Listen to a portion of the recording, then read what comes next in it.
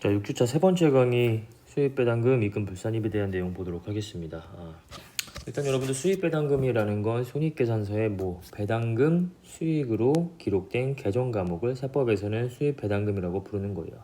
자, 그러면 법인이 입장에서 배당금을 받았을 때 그 받은 배당금에 대해서 일정 부분만큼은 입금으로 과세하지 않겠다. 지금 이러한 내용이거든요. 자, 여기 어떤 법인이 있어요. 주식을 발행한 법인이고요. 이 법인이 나라고 해볼게요. 자, 내가 이 A 법인의 주식을 취득했어요. 이렇게 가지고 있는 A 법인의 주주입니다. 이때 배당 결의가 되면 A 법인은 B한테 배당금을 주겠죠. 그러면 이 법인 입장에서 B 법인이라고 할게요. 이 법인 입장에서 손익계산서를 만들 때 손익계산서의 영업의 수익에 이때 받아온 이 배당금만큼을 배당금 수익이라는 계정 과목으로 이렇게 적을 거예요. 어때요? 이 배당금 수익은 만약에 이 거래만 있었다라고 가정을 한다면 당기순이익이 그대로 배당금 수익으로 이렇게 나오게 되겠죠. 자, 이 금액이 예를 들어 가지고 숫자를 한번 넣어볼까요? 100이라고 한번 해볼게요. 이만큼 받았다. 그럼 당기순이익은 100. 결국 뭐예요? 세법에서 이만큼 과세가 되는 거잖아요. 그렇죠? 별도의 조정을 하지 않으면 당기순이익에 플러스 마이너스에 별도의 조정이 없다라고 한다면 이게 그대로 각사업년도 소득금액이 될 것이고요. 이 금액 그대로 과세가 되는 거다라는 거잖아요. 지금 우리가 배우고 있는 수입배당금, 입금 불산입이라는 건 무엇이냐 하면 여기에서 입금 불산입이 뭐예요? 차감 조정이죠. 마이너스에 조정을 해주겠다라는 거예요. 예를 들어 가지고 여기서 마이너스 입금 불산입해서 한 30만큼 이렇게 되면 각사업년도 소득금액 얼마 돼요? 70. 결국 뭐예요? 70만 과세를 하도록 하겠다. 요거잖아요. 그래서 이 입금 불산입, 차감 조정에 대한 이 입금 불산입을 해줄 건지 안 해줄 것인지 또는 해준다라고 한다면 얼마만큼의 금액을 해줄 것인지 요거를 이제 우리가 지금 공부하고 있는 거예요. 자, 그러면 왜 입금 불산입을 해줄까요? 그 이유는 이중과세 조정 때문에 그래요. 자, A법인은 어때요? A법인이 예를 들어 가지고 1,000원을 벌었어요. 번금액의 세율이 10%라고 가정한다면 100원만큼 법인세를 내겠죠. 자, 이 금액을 B법인한테 전부 다 배당을 했어요. 그러면 100만큼 배당을 했을 거고 배당금 수익이 이렇게 들어가서 당기순이익이 이렇게 100원만큼 구성이 되겠죠. 자, 한번 볼게요. 과세 몇 번 했어요, 지금? 만약에 이 입금불산입이라는 제도가 없다라고 가정한다면 과세 몇 번 됐어요? A법인이 벌어들인 이 1,000원이라는 소득에 대해서 일단 한 번 법인세로 과세가 되었죠. A법인의 법인세로. 자, 그리고 이 배당금이 그대로 B법인한테 모두 다 흘러 들어갔고요. 결국 이 배당금에 대해서 B법인도 요거에 대해서 법인세가 과세가 됩니다. 그래서 얘는 법인세 10원만큼을 이렇게 납부를 하게 되겠죠.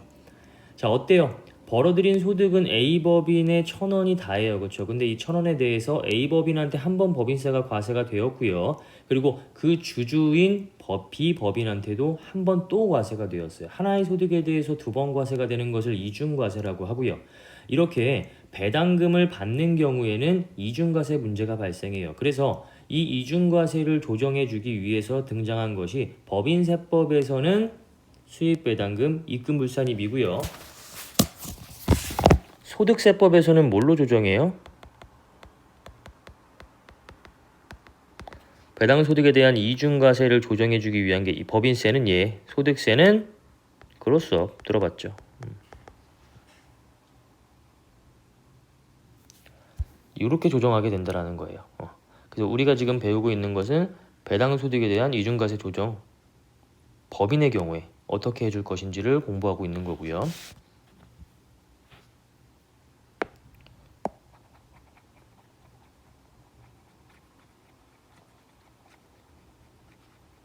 자, 자, 그러면 개요 한번 읽어보도록 할게요. 법인의 소득에 대하여 법인 단계에서 법인세를 과세한 후에 배당된 소득에 다시 한번 법인 주주 단계에서 법인세를 과세하는 것은 동일한 소득에 대한 이중과세에 해당이 된다. 이러한 이중과세를 조정하기 위하여 법인세법에서는 수입배당금 입금불산입 제도를 두고 있다. 더불어 이야기하자면 소득세법에서는 그로스업이라는 제도를 두고 있다. 자, 수입배당금 입금불산입은 이중과세를 조정해주기 위함이다. 일단 이 개념을 알고 계셔야 되고요. 유형을 보시면 A타입과 B타입이 나눠져 있어요. 요거 의제배당과는 전혀 관련 없는 거니까 연관시켜서 이해하시려고 하지 마세요. 각각 다른 규정인 거예요. 자, 수입배당금 입금불산입의 A타입은 지주회사의 수입배당금 입금불산입이고요. B타입은 그 이외에 내국법인의 수입배당금 입금불산입입니다. 일단 뭐 세세하게 배우시면 아시겠지만 A타입을 적용받는 경우에는 더 많은 입금불산입률을 적용받을 수가 있어요. 그럼 뭐예요? 그만큼 차감 조정이 많이 되는 것이기 때문에 그만큼 세금을 더 덜 내게 되는 것이겠죠. A타입의 수입배당금 입금불산입을 적용받지 못하는 경우에는 B타입의 수입배당금 입금불산입을 적용할 수 있고요. A타입을 적용받는 경우라고 한다면 B타입까지도 적용받을 수는 없는 거예요. 둘 중에 하나만 적용을 받거나 둘 다 못 받거나 이런 식으로 생각을 하시면 되고요. 여기서 이제 A타입은 특례 규정이기 때문에 만약에 지주회사가 정해진 요건을 충족하지 못했다라고 하더라도 A타입을 못 받는 것일 뿐이지 B타입은 적용을 받을 수가 있는 거예요. 그러니까 뭐 쉽게 말하면 둘 중에 하나 받을 수 있다라는 것이겠죠. 또는 A, B 둘 다 요건을 충족하지 못하면 뭐 A, B 둘 다 받지 못할 수도 있는 것이고요. 자, 그러면 A타입 먼저 보도록 할게요. 지주회사의 수입배당금 입금불산입. 자, 일단 지주회사란 사업연도 종료일 현재 뭐 이러이러한 법률에 따라서 지주회사로 신고한 내국법인을 말합니다. 이거는 여러분들이 이제 그림을 좀 보셔야 이해가 될 것 같아요. 자, 지주회사가 이렇게 있고요. 밑에 이렇게 자회사가 있습니다.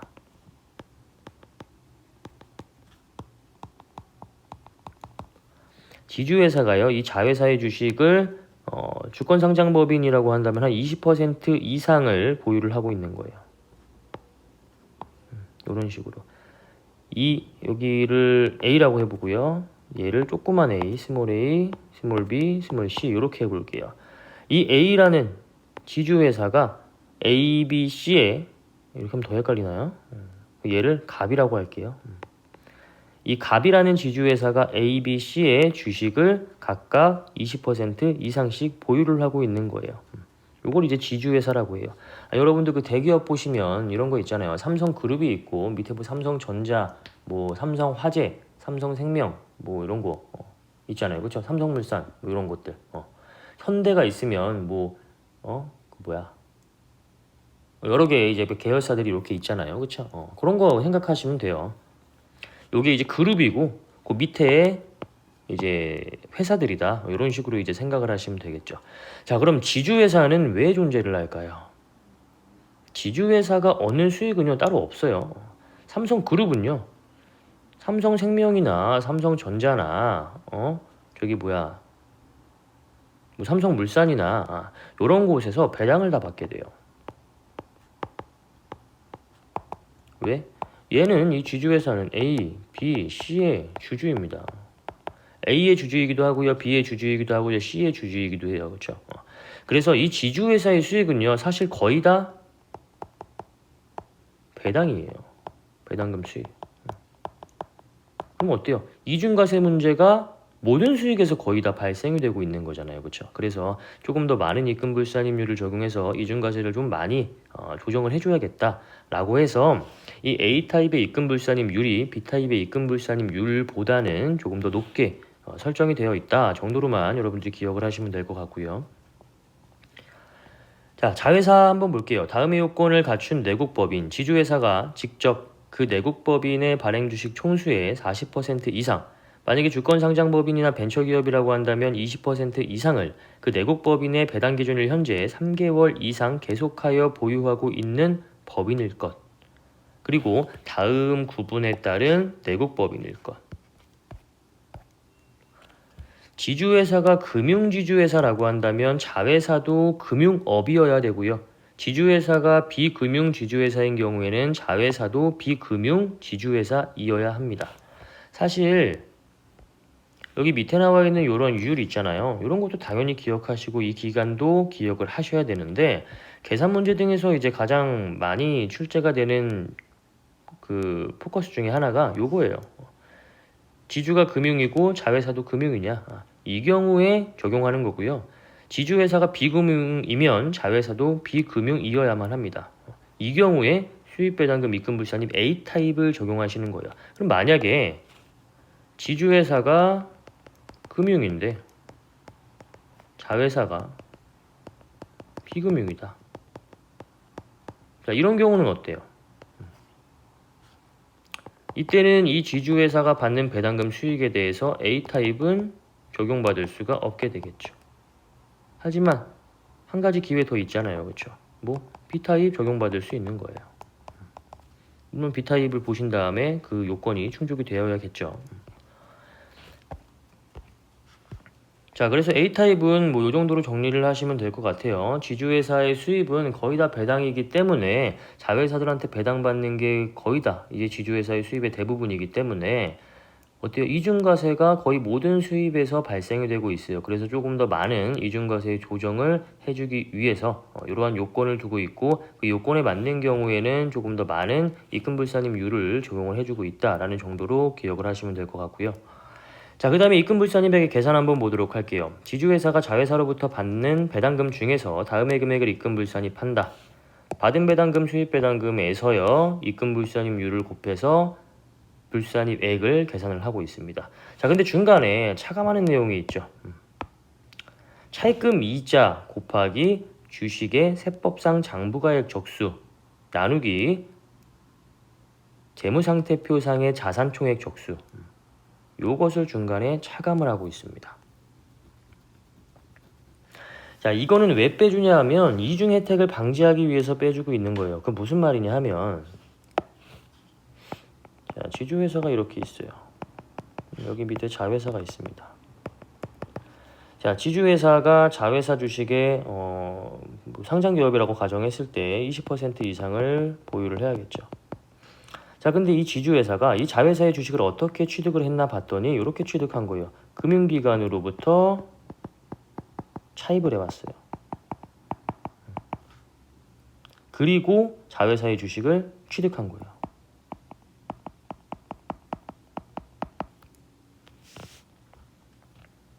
그럼 어때요? 자회사가 나중에 이 사람한테 배당 줄 때 배당금 수익도 기록될 거 아니에요. 자, 이때 이 지주회사의 손익계산서 한번 펼쳐볼게요. 일단 배당금 수익이 있겠죠. 영업의 수익이.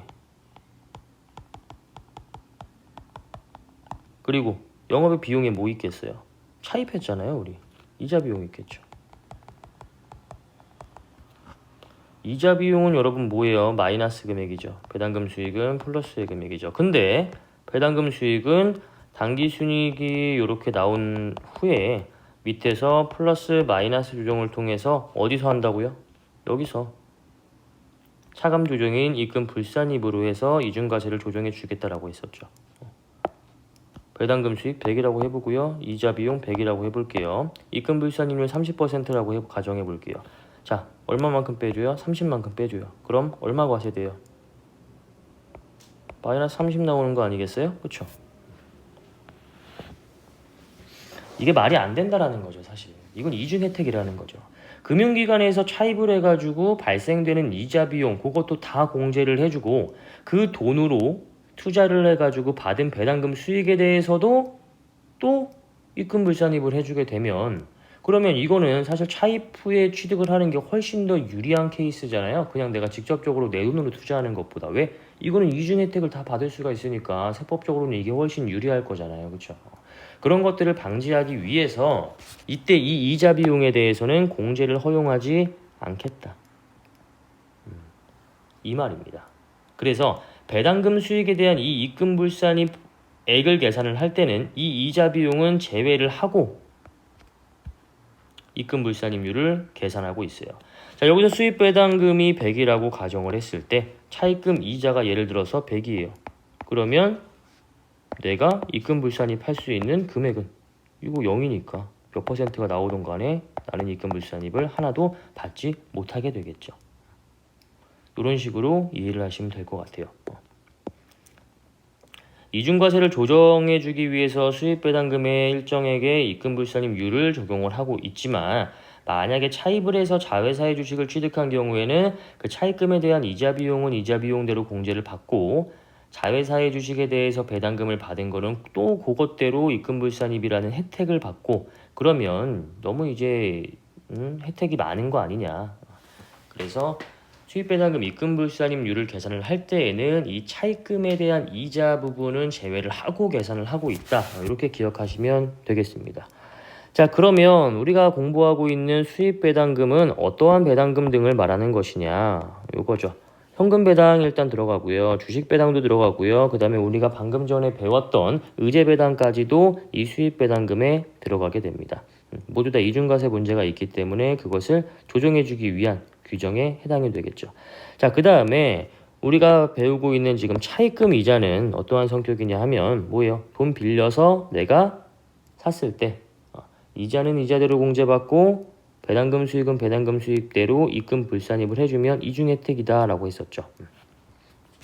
중복적인 혜택을 적용받는 것이기 때문에 자, 근데 이자 비용임에도 불구하고 이자 비용으로 인정받지 못하는 것이 있어요. 뭐겠어요? 이 지급이자긴 한데 이자 비용이긴 한데 송금 불산입 당한 애들이 존재를 할 거예요. 그렇죠?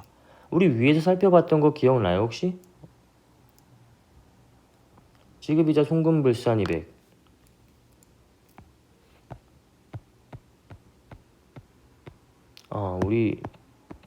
여기서 봤던 게 아니네요. 죄송해요. 소득세에서 봤던 건데 헷갈렸어요.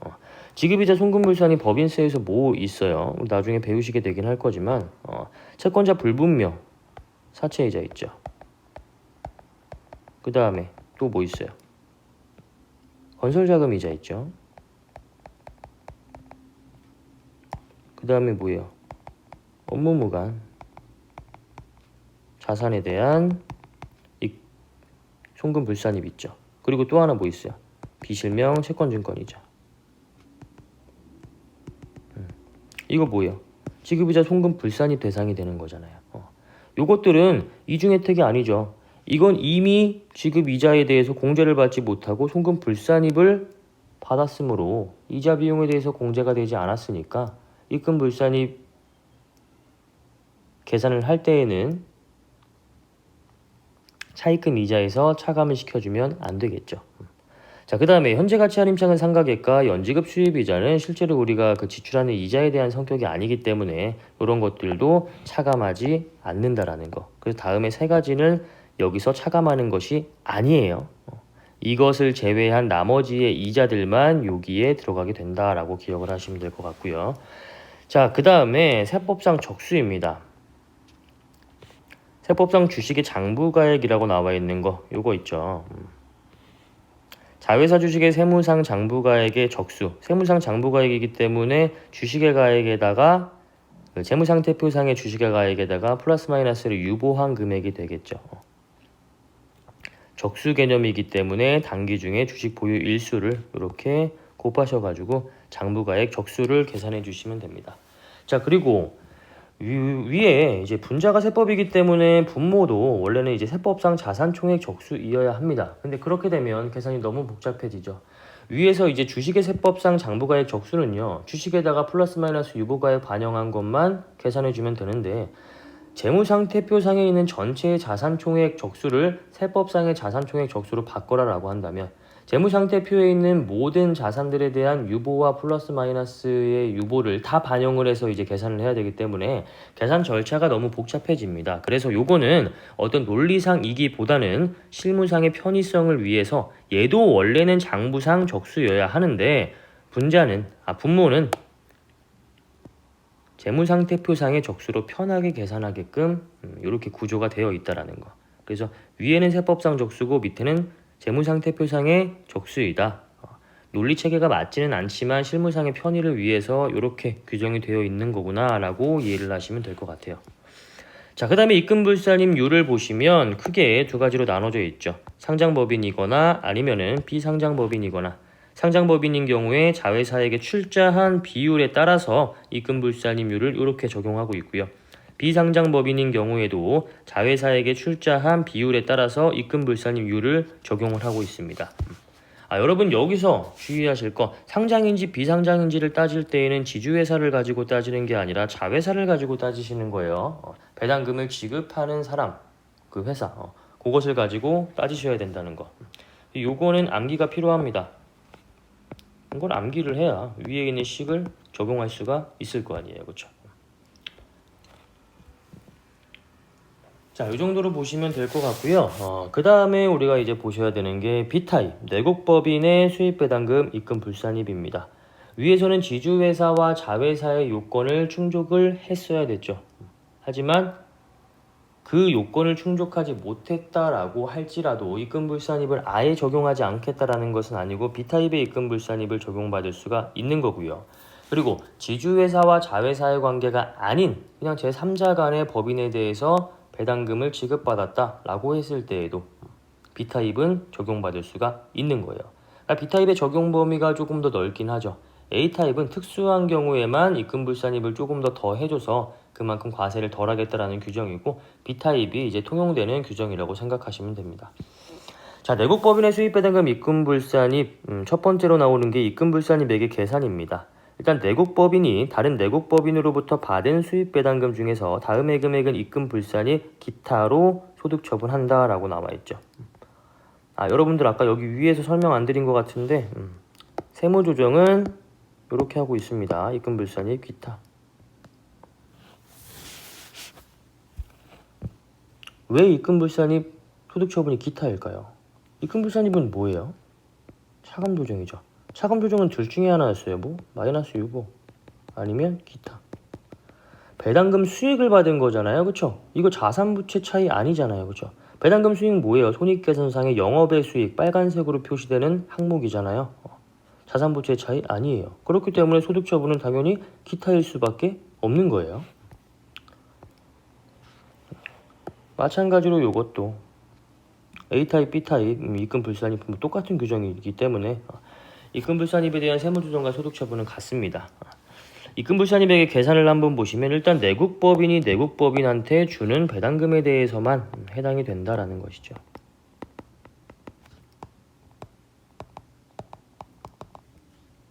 이렇게 배당금을 주었을 때 이 회사의 손익계산서를 보면 영업의 수익에 배당금 수익 이렇게 적혀 있을 거 아니에요.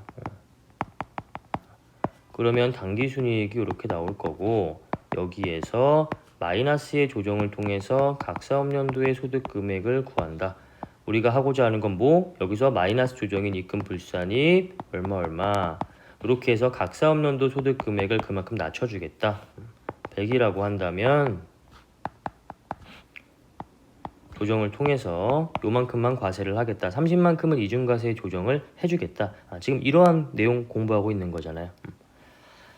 일단 B타입을 적용받으시려면 일단 지급하는 법인 그리고 받는 법인 모두 다 내국법인이어야 됩니다. 당연히 얘가 외국법인이면 해당되지 않고요. 그럼 얘가 외국법인이면 얘도 해당되지 않고요. 자, 그 다음에 밑에 나오는 수입배당금 입금불산입액의 계산 방법은 같습니다. 여기서 차이가 나는 것은 요거 하나예요. 입금불산입률만 달라지는 거예요. 피출자법인의 구분입니다. 주권상장법인, 주권 비상장법인 이렇게 나눠서 출자 비율에 따라서 입금불산입률을 이렇게 정리해주고 있고요. 마찬가지로 이것도 암기예요. 글씨가 귀엽네요. 이거. 자, 이때 주권 상장법인인지 비상장법인지를 결정하는 것은 피출자법인입니다. 뭐예요? 배당금을 지급하는 회사, 주식을 발행한 회사를 말하는 거예요.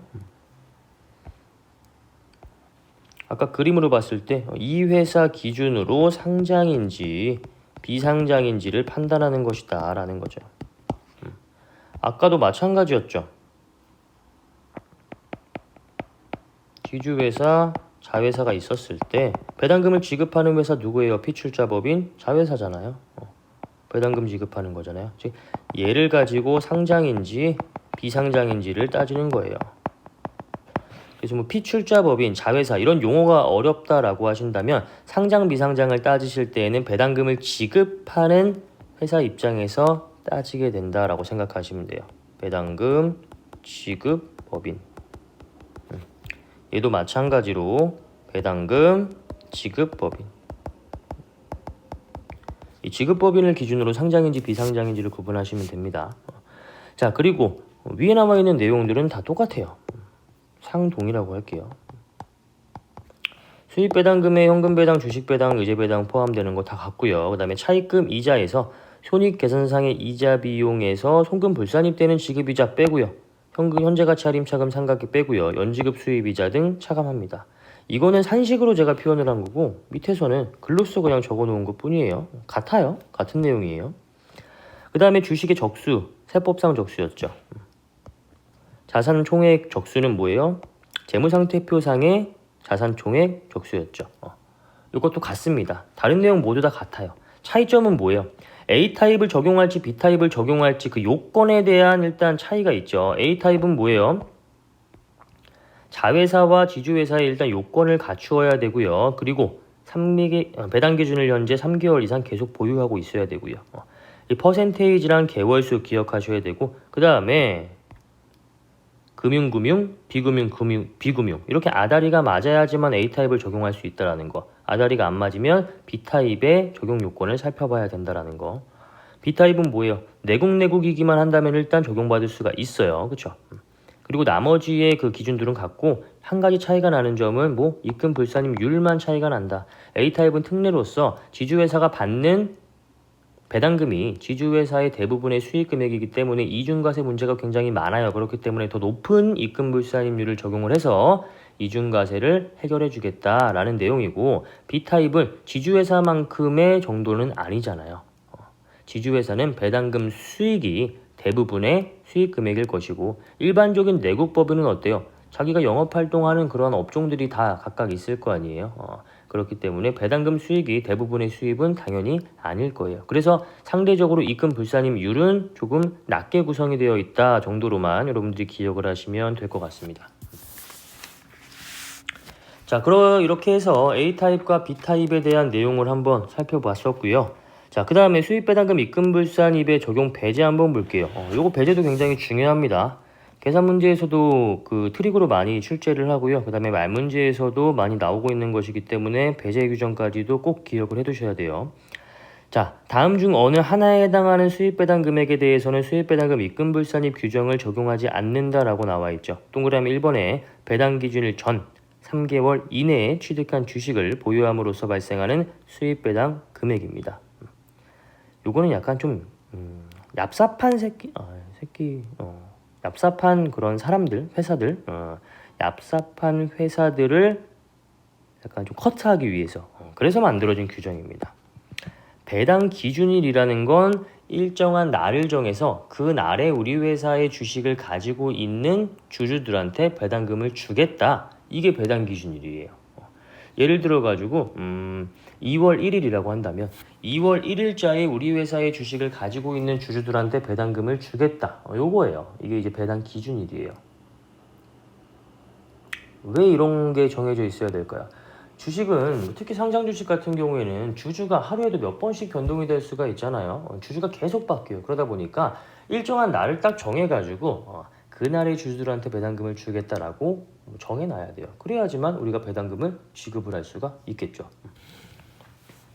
근데 요거를 좀 악용을 해가지고 수입배당금 입금불산이 받으려고 배당 기준일 전에 3개월 이내에 얍삽하게 이제 취득을 했다가 입금불산이 배당금 받고 입금불산입은 입금불산입대로 또 받고 그 다음에 또 시세차익 노린 다음에 팔아버려요.